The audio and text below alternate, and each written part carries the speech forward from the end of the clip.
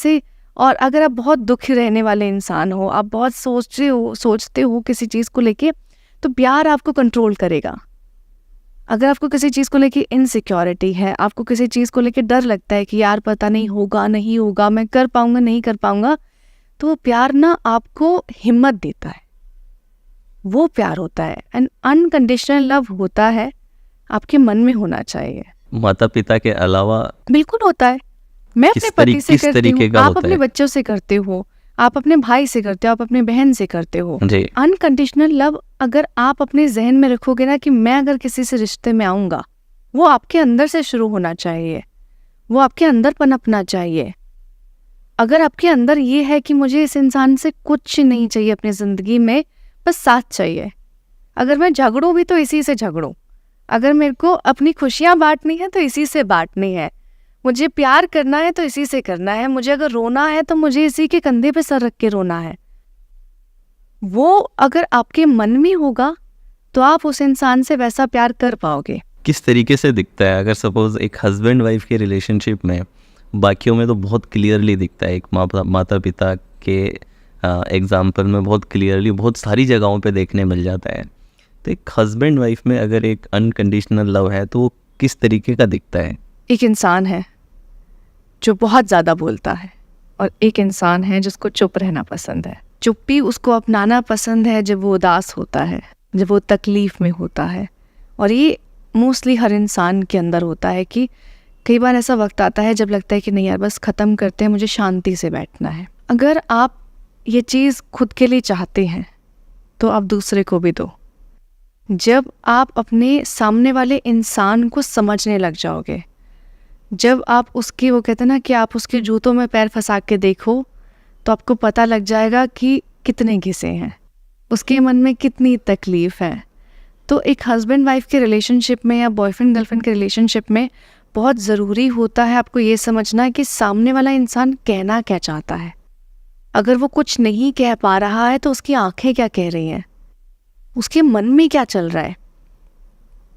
क्योंकि जब तक आप बात नहीं करोगे, जब तक आप दूसरे की सुनोगे नहीं, जब तक आप उतना ब्लेम ही करते रहोगे कि तुमने ये नहीं किया, तुमने वो नहीं किया, तुम ऐसे कहते हो, तुम वैसे कह देते हो, जब तक आप दूसरे इंसान को ब्लेम करते रहोगे, गलतियां निकालते रहोगे, तो वहाँ पे सल्यूशन का कोई ऑप्शन ही नहीं बचता है। Right. Husband wife relationship is a work. आपको हर दिन उसमें अपने आप को झोंकना है। आप पूरा दिन खुश नहीं रहते हो ना, आप छोटी छोटी चीज़ों को लेके खुश हो जाते हो, आप फिर कभी कोई एक छोटी सी चीज़ हो जाएगी जिसको लेके आप उदास हो जाओगे। तो वो रिश्ता ऐसा ही है कि आपको एक दूसरे को, अगर आप हर वक्त खुश नहीं कर पा रहे हो, तो जब वो दुखी है तो उसको समझ लो। राइट। उसकी चुप्पी को समझ लो। कई बार कुछ रिश्ते बड़े टॉक्सिक होते हैं, राइट, कि you try to be positive but there is toxicity in relationship. और कई लोग जब ब्रेकअप से गुजरते हैं तो बहुत लंबे समय तक उससे डील नहीं कर पाते, वो जो लेट गो करना है या मूव ऑन करना है। तो ऐसे लोगों को आप क्या सलाह दे सकती हैं कि जो बिना अपने दिल को कड़वा किए लाइफ में मूव ऑन कर सकें? आपके पास एक सुपर पावर दिया भगवान ने, जिसे हम गट फीलिंग कहते हैं। आपको ना दूसरे इंसान के बर्ताव में बदलाव पता लग जाता है। आपको पता लग जाता है कि वो रिश्ता अब नहीं चल रहा है, वो इंसान आपके साथ तो मौजूद है फिजिकली, बट इमोशनली वो जा चुका है। राइट। और अगर आपका मन ये कह रहा है ना कि ये रिश्ता आपके लिए सही नहीं है, आप उस इंसान के साथ बूढ़ा नहीं हो सकते हो, आप उस इंसान के साथ एक कमरे में 50-60 साल नहीं ज़िंदगी गुजार सकते हो, तो फिर उस रिश्ते में रहने का कोई फ़ायदा नहीं है। आपको कितनी ही बड़ी आदत हो, प्यार कुछ नहीं है, प्यार आदत होता है। आदत का मतलब है कि आपको उसके साथ रहना पसंद है, आपको उसकी हर चीज़ पसंद है, उसका गुस्सा करना, उसका अटखेलियाँ करना, आपको सब पसंद है, वो आदत है। लेकिन अगर वो इंसान आपके ऊपर इतना हावी हो रहा है कि आप अपनी आँखों की, वो कहते हैं ना, अपनी आँखों को कभी सुखा ही नहीं पा रहे हो, वो हमेशा ही भीगी हुई है, तो वो रिश्ता कब तक जिंदा रहेगा? उस रिश्ते को तो सिर्फ आपने पकड़ने की कोशिश की है ना। राइट। एक बहुत छोटी सी नज़्म थी जो मैंने लिखी थी कि एक इश्क था, एक तू था, एक इश्क था, एक तू था, ना तू मिला ना इश्क मिला, कुछ तो था दरमियाँ, अब क्या था किसे पता। एक डोर थी खिंची खिंची, एक और तू, एक मैं खड़ी, मैंने कस के थामी थी, वो डोर जो तूने छोड़ दी, छूटा बहुत कुछ मगर तेरी याद मैंने थाम ली, धुंधली सी एक कोने में तस्वीर तेरी टांग दी, आंखें मीच कर अपनी फिर एक सुकून की सांस ली।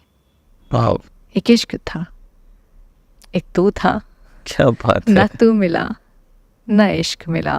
ब्यूटीफुल। तो वही है कि अपने पास यादें रखो, यादों में बुनियादें रखो। बुनियाद कच्ची थी तुम ये समझो, और उसको जाने दो, उस रिश्ते को जाने दो। अपने पास अच्छी यादें रखो, मन में कड़वाहट मत रखो। जो तुमने अच्छे पल अपने साथ बिताए थे उनको अपने पास रखो, संजो के रखो, उसको गंदा मत करो। क्योंकि हम लोगों की ना बहुत, इंसान की जात ही बहुत गंदी है।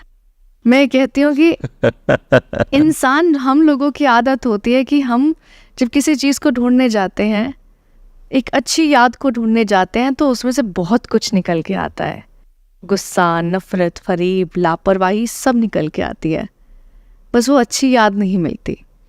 तो जब हम किसी रिश्ते को, वो रिश्ता जो ख़त्म हो चुका है, उसको याद करते हैं ना, तो हम उसकी सारी गंदी बातें याद रखते हैं।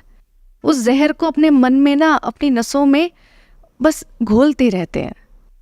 और जब तक आप अपने मन को साफ नहीं करोगे तब तक कुछ नहीं बदलने वाला। मूव ऑन क्या है? मूव ऑन का मतलब ये है कि जो चला गया है उसे जाने दो, क्योंकि वो तुमको ना बस एक थोड़े से पार्ट के लिए कुछ सिखाने के लिए आया था। क्योंकि जब एक इंसान आपकी ज़िंदगी से जाता है तो या तो वो आपकी बेहतरी के लिए जाता है या आपको बेहतर बना के जाता है, या एक तो सही आप बात है। सीख जाते हो कि यार ऐसे लोगों पे तो भरोसा नहीं करना, या फिर मेरी गलती ये थी, ये दोबारा नहीं दोहरानी। Nice. रिश्ते को जाने दो, उस इंसान को जाने दो जो आपके साथ नहीं रहना चाहता। उसको फिर होल्ड करने का कोई फायदा नहीं है। ट्रू। आप कब तक उसको होल्ड करके रखोगे, कब तक पकड़ के रखोगे? एक दिन ऐसा आएगा जब वो एक झटके से हाथ छुड़ाएगा और वो चला जाएगा और आप कुछ नहीं कर पाओगे। उनको जो चिड़िया भी जिस ब्रांच पे बैठी होती है, उस ब्रांच को उसे छोड़ना पड़ता है तभी हवा में उड़ सकती है। एग्जैक्टली। ऐसा नहीं हो सकता ब्रांच भी पकड़ी रहे और आप उड़ भी जाए। एक चीज पे कभी नहीं टिके रह सकते हो। अगर आप कहोगे कि मैं यहीं खड़ा रहूंगा उसी मोड़ पे, तो ना तो आप आगे बढ़ पाओगे ना कोई और आगे बढ़ पाएगा। दूसरे इंसान ने तो रास्ता बदल लिया है। वो कहते हैं कि लोगों की मंजिल एक है, हम हमसफर बनेंगे। हमसफर कोई नहीं बनता, राइट। वो बस हम राही बनते हैं कि वो एक रास्ते पे साथ चलते हैं। वो एक रास्ता ऐसा आएगा जब वो अपना मंजिल के लिए अपने मोड़ बदल लेगा, आपको अपने मोड़ बदलना पड़ेगा, आपका सफ़र अलग होगा। मैं आपके कई वीडियोस देखता हूँ तो आप मेन को बहुत सपोर्ट करते हैं, ठीक है, और जो कि एक यूनिक चीज़ है, क्योंकि आप सोशल मीडिया पे देखें तो वुमेन के सपोर्ट में बहुत सारी बातें आपको मिलेगी और मेन के सपोर्ट में कम चीज़ें देखने मिलती है। तो क्या इसके पीछे कोई रीज़न है, कोई स्टोरी है, या फिर ये नेचुरल है? कैसे एक मेन की भी जहन में क्या चलता है, उसके मन में कई जो सप्रेस चीज़ें हैं उनको आप कई बार हाईलाइट करती हैं, तो हाउ दैट स्टार्टेड? एक बहुत छोटा सा इंसिडेंट हुआ था। मेरी शादी को 5 महीने हुए थे और मेरे घर में आग लग गई थी। मैं और आदि अकेले उस घर में रहते थे बॉम्बे में।